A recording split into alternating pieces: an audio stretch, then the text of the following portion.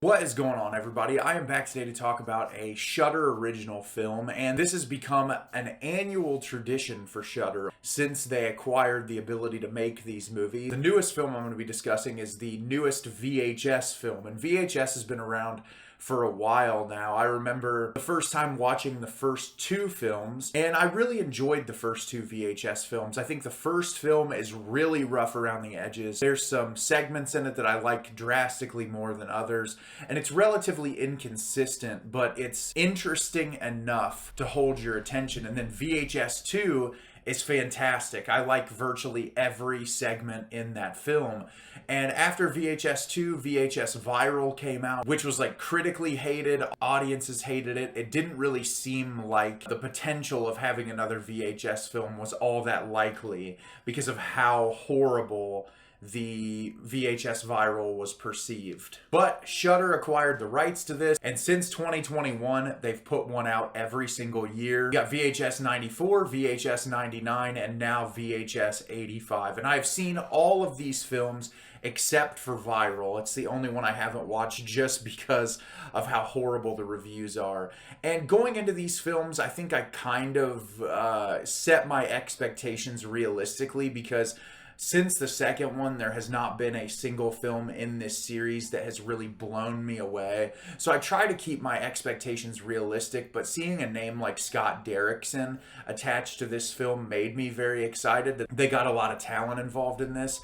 And so today I'm going to be telling you about VHS 85. VHS 85 is directed by Scott Derrickson, David Bruckner, Mike P. Nelson, Gigi Saul Guerrero, and Natasha Kermani.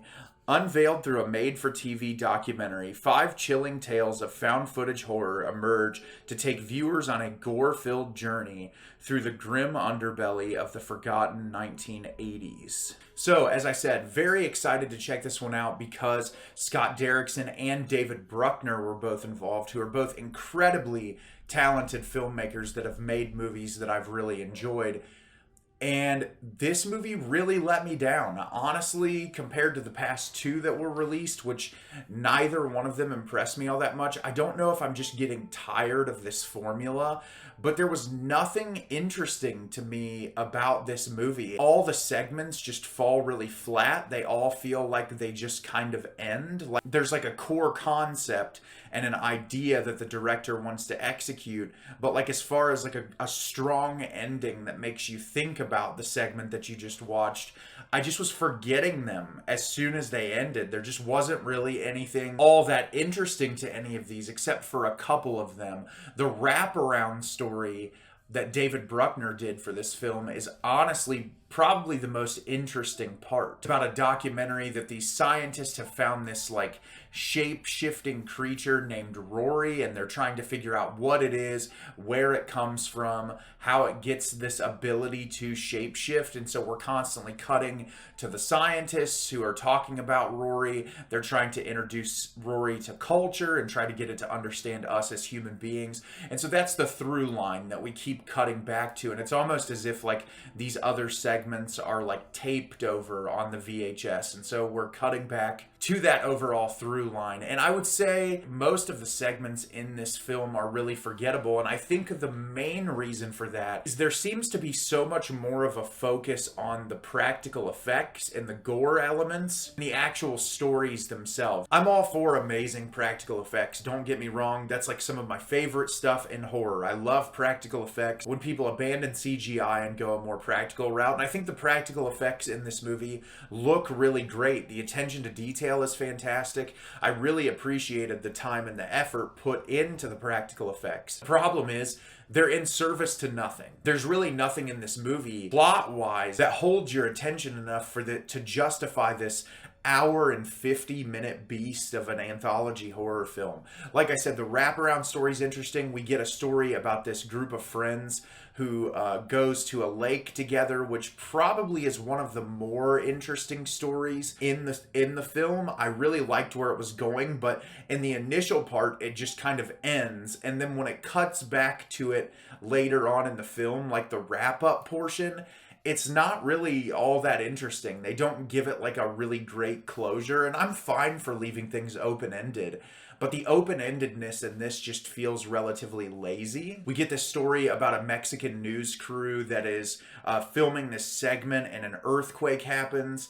And at first it's got like a light humor to it, and the characters are established really well. But then it's just one of those segments where it's just things falling and people running and dying while the camera shakily moves. And there's not a whole lot of substance to that segment. It's like you spend the entire time with just the same repetitive sequence of debris falling and someone dying, and then finally the reveal as to what's going on. But there's no real lead up to that reveal, so there's nothing really interesting holding your attention for the entire first like 10-15 minutes of the segment. Then is the segment Techno God, which is this woman who's performing this stage piece talking about the advancements in technology, which honestly was one of my least favorite segments in the entire film. It's just really bloated and it's uninteresting, and the horror twist really isn't all that well executed. I liked the practical effects at the very end, but there's no substance that's really holding my attention throughout the entire pacing of the short. As I said, we get the cut back to the first segment that's told through the perspective of other people in the story that we don't see the first time around.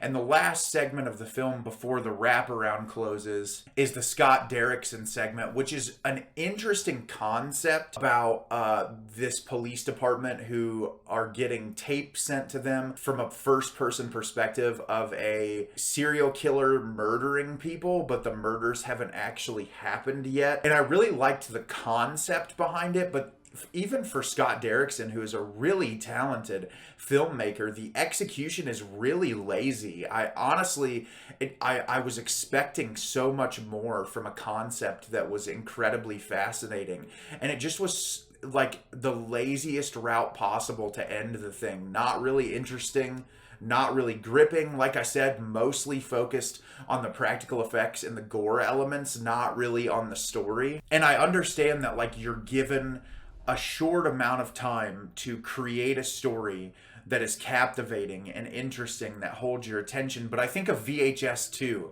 and I think of a segment that's super short, like the segment of the biker who gets turned into a zombie.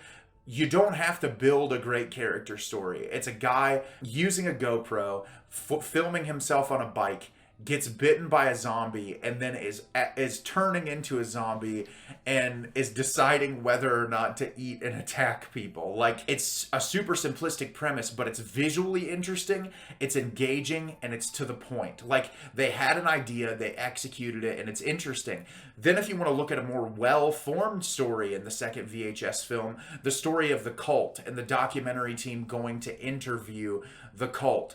Fantastic. It's like maybe a 15 to 20 minute segment that establishes great characters, gets you to care about the characters, creates tension, builds up to this insane point, and leaves it ambiguous, but has given you enough beforehand to hold your attention, to make it resonate with you later on. And I think that's what all these more recent VHS films have been lacking, is just even 99, which I think was the one I liked the most out of these ones that have been released recently. There's still not really a segment that I remember loving and that I want to go revisit. There were a couple of moments in that film that I was like, oh, there's some strong performances here and there's some things I enjoy about it, but there's nothing making me want to go back and revisit these movies. And with anthology horror films, I think of like Trick or Treat or Creepshow, or hell, even a movie like Southbound, like movies that have segments in them that I actually want to go revisit and that I think about revisiting frequently. And this VHS film just provides none of that. There's not a single segment in this movie that I see myself wanting to go revisit anytime in the near future, and it's just a forgettable film all around. Have you seen VHS 85? Did you love it? Did you hate it? Leave me a comment down below. Let me know what you thought. I think the word for this movie is forgettable. There's not a segment in this that I feel like in a couple of weeks I'm gonna remember. I didn't really care about anything that was going on, and it's way too bloated of a runtime for its own good. As always, if you can like the video and subscribe to the channel, helps me out a lot and lets me know the type of content you're looking for. I'm always putting out new material and look forward to getting more out for you in the near future. And as always, everyone, thank you so much for watching and have a great rest of your day.